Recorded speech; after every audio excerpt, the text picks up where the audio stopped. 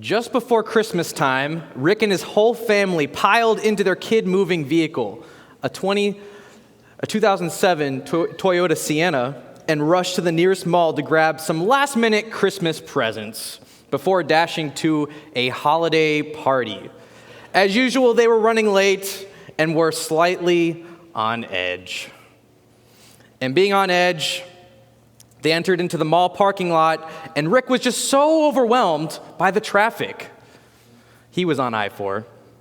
And off of I-4, they come to the parking lot of the mall, and out of the corner of his eye, he spotted an old pickup truck near the mall entrance pulling out of a spot. God is so good, he thought. And as he launched his acceleration towards the answered prayer, hoping to gain an extra few seconds, Rick immediately started staking his spot, and he eye-locked it. And what eye-lock is the ancient practice of claiming a spot by looking at it, and as long as you don't divert your eye contact with that spot, you're guaranteed to have it. Or so he thought. So Rick kept his eyes glued. And he kept it glued on the spot and prepared for entry. But out of nowhere, guess what comes? A red sports car. Swoops in, steals his spot, and all Rick can think is, are you serious? Unbelievable. That's my spot. Why did we move to Florida in the first place? And frustrated beyond words with the pressure mounting because of his family's tight schedule, Rick puts the car in neutral, facing towards the red sports car, and revs his engine.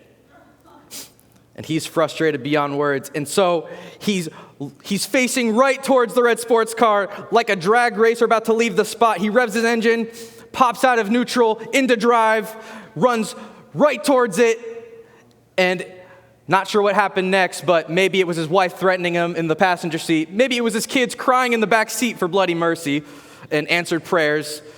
Or maybe Rick just forgot and remembered in that moment, I'm not actually part of the Daytona 500, but I'm actually in a minivan. Whatever the case, he slams on his brakes, and he just does not hit it. Inches away. And with all the Christian love Rick had in his heart, he rolls down the window, and he shouts at the top of his lungs, "You idiot! What are you doing? That's my spot!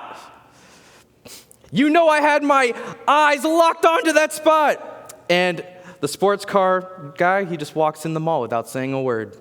Frustrated, Rick joins the ants, as he calls them, going up and down the aisle, searching for a spot for another 20 minutes. Maybe that sounds familiar. And he passed a FARC very far away in a very far spot, much to his dismay. And so they walk in, and they start shopping. The whole family's frustrated to this point. They're frustrated at Rick with his anger. They're frustrated because of the whole incident and that they had to search for 20 more minutes to find a spot. And so as they're finishing up shopping, they enter into JCPenney, and lo and behold, guess who's there in line? The man who was driving the red sports car. What a jerk, Rick thought. Just great. This guy's in line. And so images through his mind passed through with the headlines, "Local pastor assaults man over parking space." And yes, Rick was a pastor. By the way, pastors make mistakes. And the red car jerk man says, "I can tell you're in a big hurry. You know what would help with your anger? Because right now, if looks could kill, I'd be dead. You need Jesus."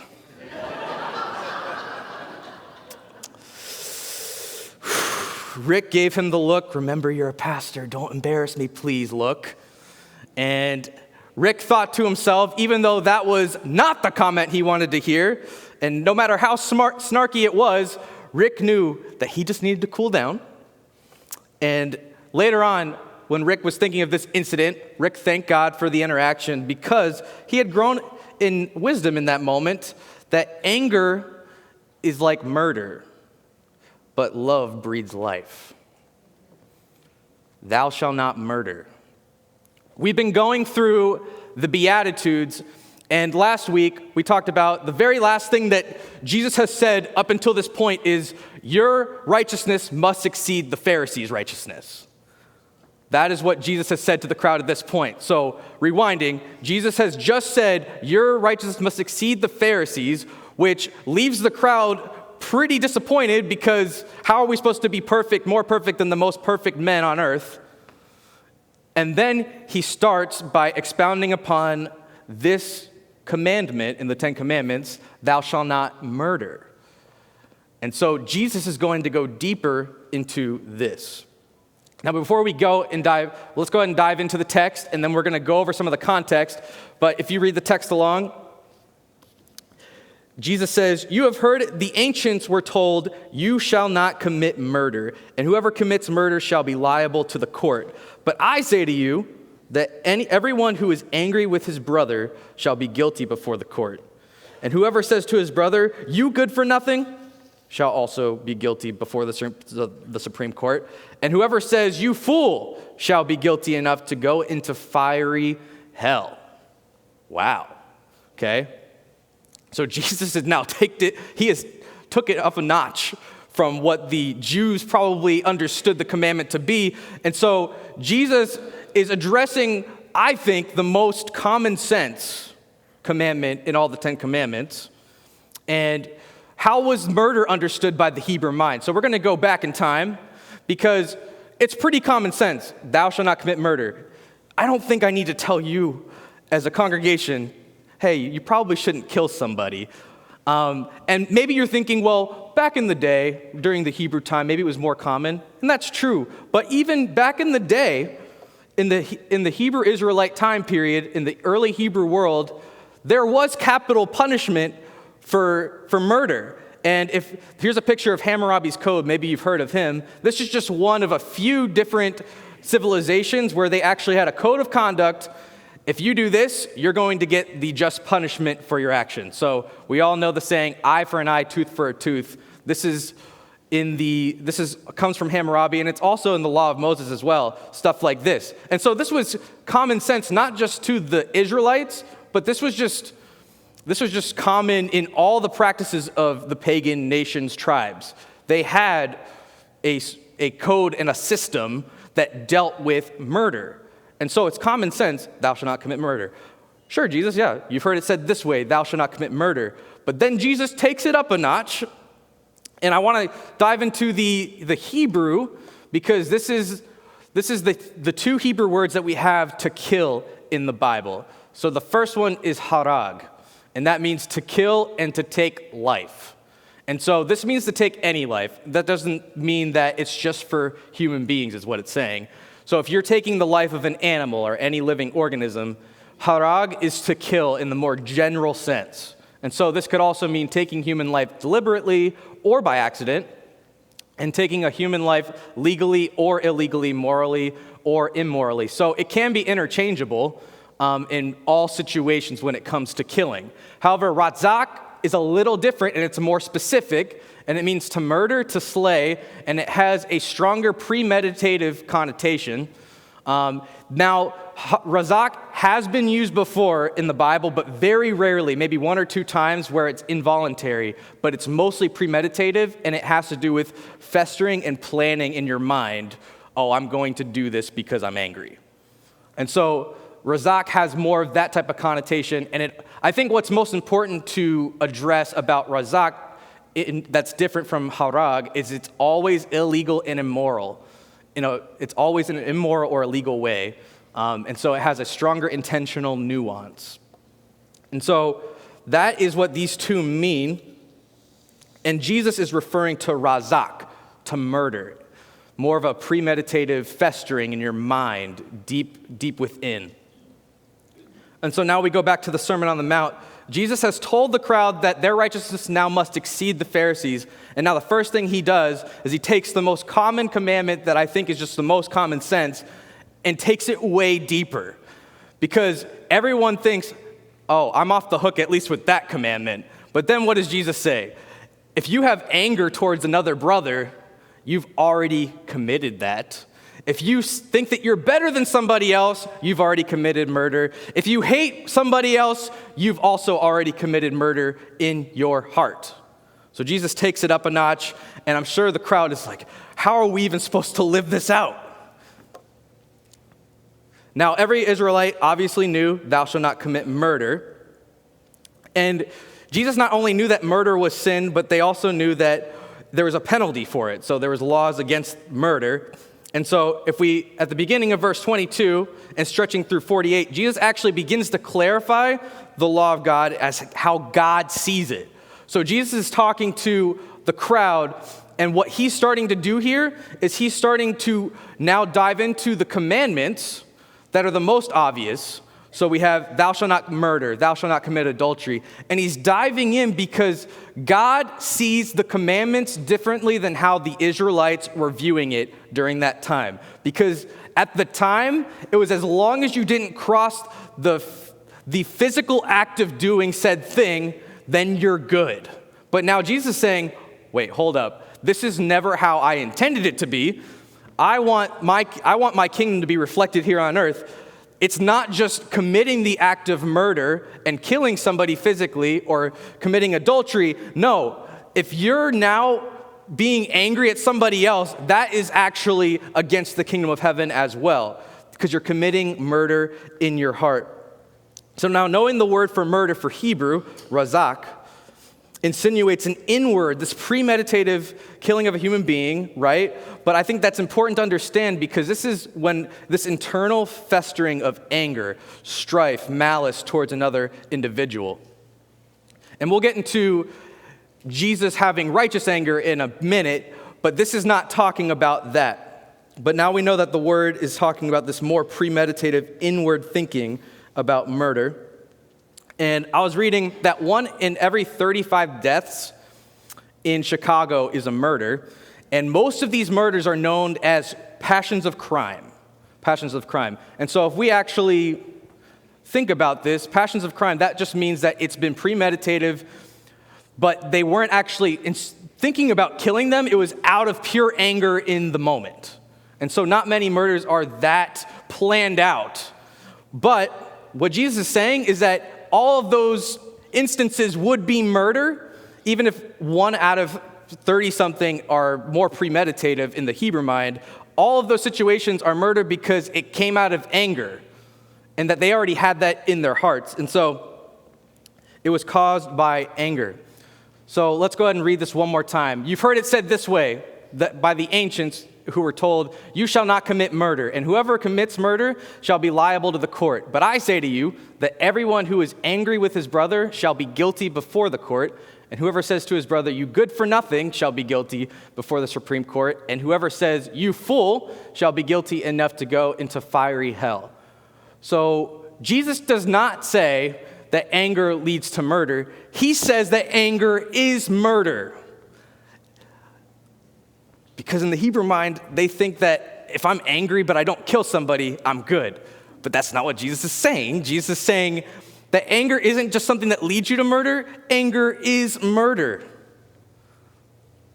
And so Jesus actually teaches us in verse 22, if you reread that, Jesus is teaching us that murder is anger, conceit, and hatred.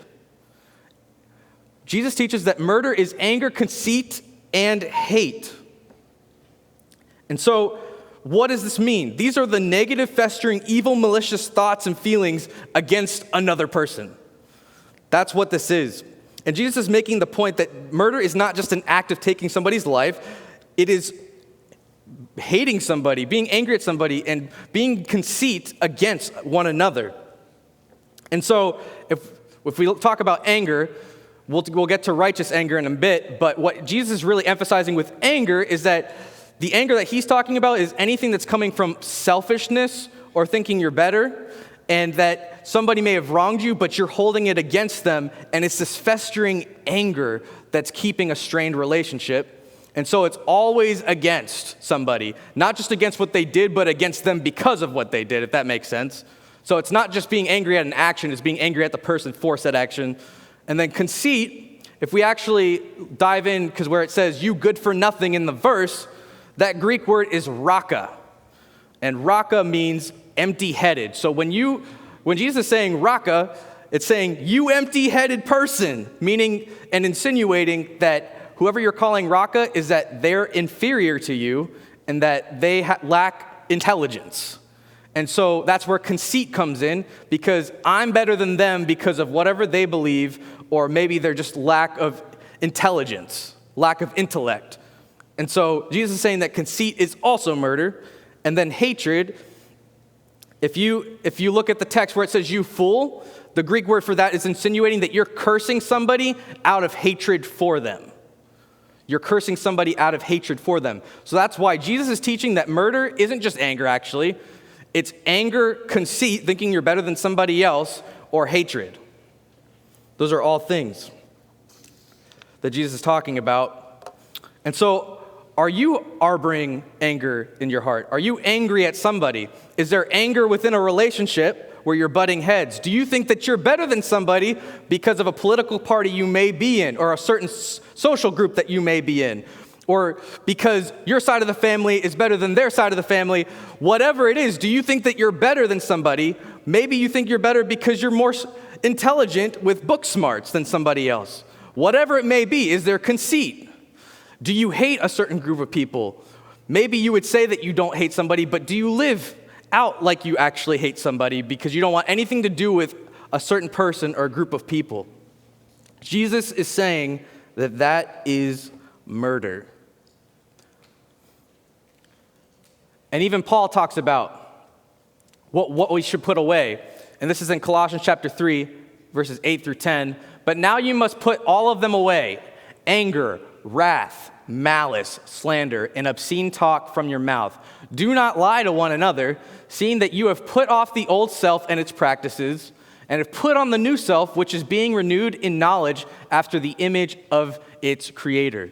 So he's saying, after you've received Jesus, put off this old self that has to do with being angry, being wrathful, holding things against people, malice, which is evilness that's festering inside. All of this, put it off because you've received Jesus. Now live as Jesus has lived for you, in love. So we love because he first loved us. And so now we put off the old, put on the new, which is now being renewed in the knowledge after the image of its creator. And Jesus is talking about this. Don't let anger fester in your mind and heart. Don't be conceited and don't hate one another. Now, what about righteous anger?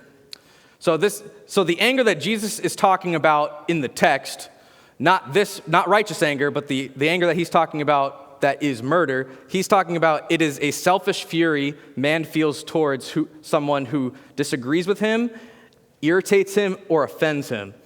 And so not all anger reflects murder, because even Jesus himself experienced murder clearing the temple, as you see there, when he's changing over the money tables and letting all the animals go. But he wasn't putting that anger towards people. In fact, the people wasn't the problem. It was what was going on. It was the sin that Jesus was actually upset about. And I love what Martin Luther says. Martin Luther called Christ's anger the anger of love that wished no evil on anyone, but was only hostile to sin. Christ's anger, the anger of love that wished no evil on anyone, but was only hostile towards sin. And so hence, those who have brooding anger towards another person stems from pride, it stems from hatred, malice, or revenge. And so that inner turmoil creates this root of bitterness in us.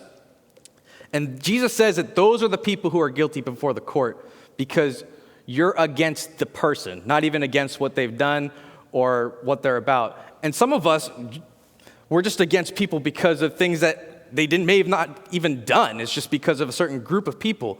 And that's the type of hatred that God is saying, no, that is murder, and that's not what my kingdom stands for. So what are the three takeaways that I want to go over?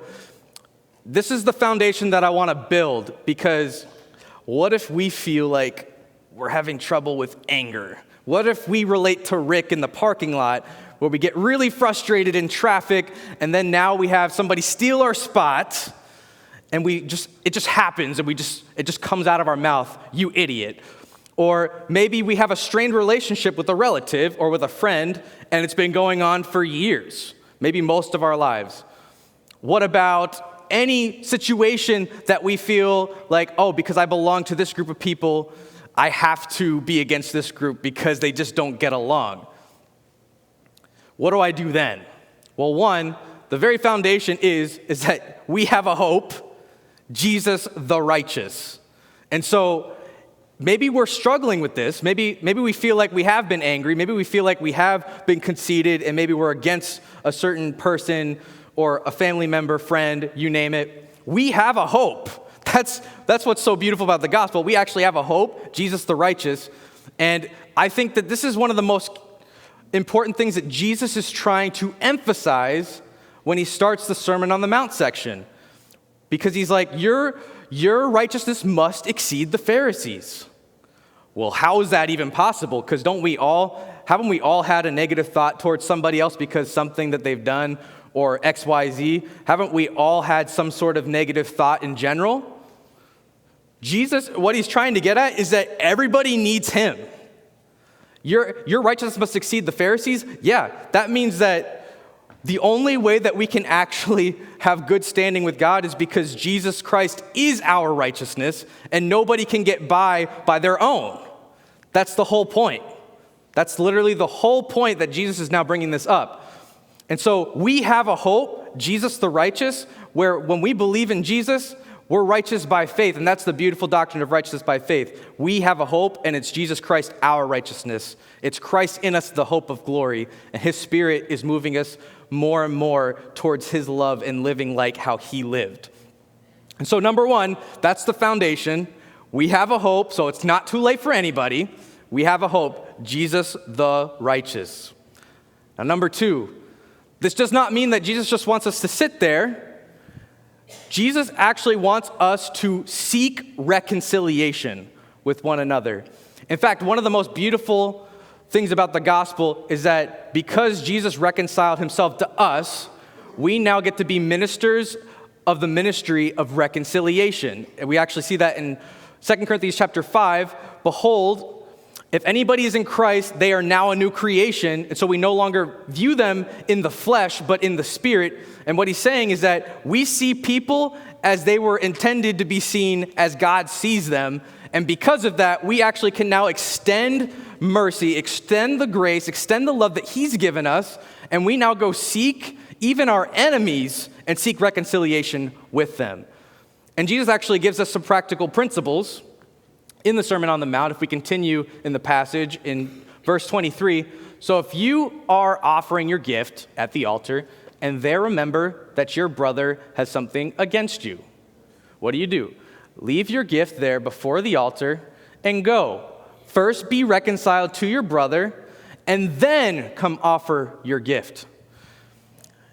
Jesus actually is more interested in people, instead of just going to the temple separately because they're at odds with each other and continually sinning against one another. He's saying, don't even offer your gift at the temple. Go seek reconciliation first, because that's what I really want. That's what my kingdom actually looks like. So if someone, even if you don't have anything against them, but they have something against you, don't let them continue stumbling. Go seek reconciliation. That's what love looks like. So Jesus gives us that practical principle there. And we continue in the practical guide of reconciliation. We see that Jesus actually expounds upon this later in Matthew 18, starting in verse 15. If your brother sins against you, go and tell him his fault. Between you and him alone, if he listens to you, you have gained a brother. So what's the point? To gain a brother in the kingdom. To gain a brother or sister in the kingdom. It's all motivated in love and being one together in the body of Christ. But if he does not listen, which often they don't, but you never know, take one or two others along with you, that every charge may be established by the evidence of 2 or 3 witnesses. If he still refuses to listen to them, tell them to the church, and if he refuses to listen even then to the church, let him be to you as a Gentile and a tax collector. And so what Jesus is doing here is he's giving people the freedom of choice, and that's how we came into believing Jesus. Jesus does not force us to love him. Jesus loved us, and we receive him because of that love, and it's our choice if we want to receive him or not. And because we've received him, now we want to live that love out to other people. And so even if somebody does not receive it, God still wants us to seek reconciliation to the best of our abilities until they just don't want it. But he never says, don't ever try. No, he's actually giving us a step-by-step principle guideline.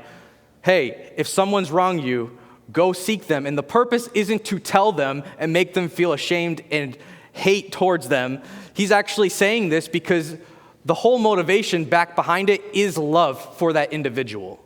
Do you see that? Because the whole point is now you've gained a brother.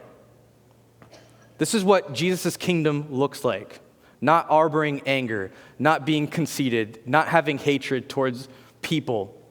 It's to love them and to be one as a body of believers who our allegiance is only to the kingdom of heaven. So 2, seek reconciliation. And this is what's beautiful, because this is just a truth that Paul just lays out beautifully. Jesus actually broke down the walls of hostility. Jesus broke down the walls of hostility. Let's read it. It's found in Ephesians chapter 2, verses 13 through 18. But now in Jesus Christ, who you once were far off, have been brought near by the blood of Christ. For he himself is our peace, who has made us both one and has broken down in his flesh the dividing wall of hostility, by abolishing the law of commandments expressed in ordinances, that he might create in himself one new man in place of the two, so making peace. So in this case, the context is that he's talking about Jews and Gentiles, which they did not mix whatsoever.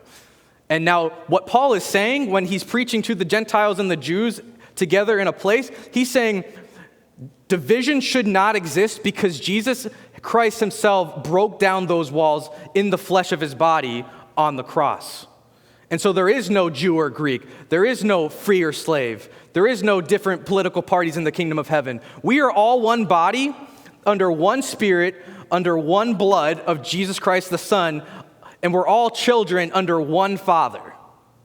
And that's what Paul is writing here, that Jesus actually broke down those walls in his body. And verse 16, and might reconcile us both to God in one body through the cross, thereby killing any hostility. And he came and preached peace to you who were far off, and peace to those who were near. For through him we have both access in one spirit to the Father. So this is what's so beautiful. Number one, if you feel like you're far off because of the anger that you've had or the conceit that you've had or the hatred that you've had, we have a hope. Number one, Jesus the righteous. And so Jesus Christ is our righteousness, and because Jesus has loved us, we now love other people, and that's why we now go seek reconciliation, and we have guidelines on how that works. And then number three, if you weren't convinced, Jesus broke down the walls of hostility between us so that we could be united under one faith because we're all going to the same heaven. Just to put that out there. Jesus' kingdom stands for a united people loving one another and to seek reconciliation even with our enemies.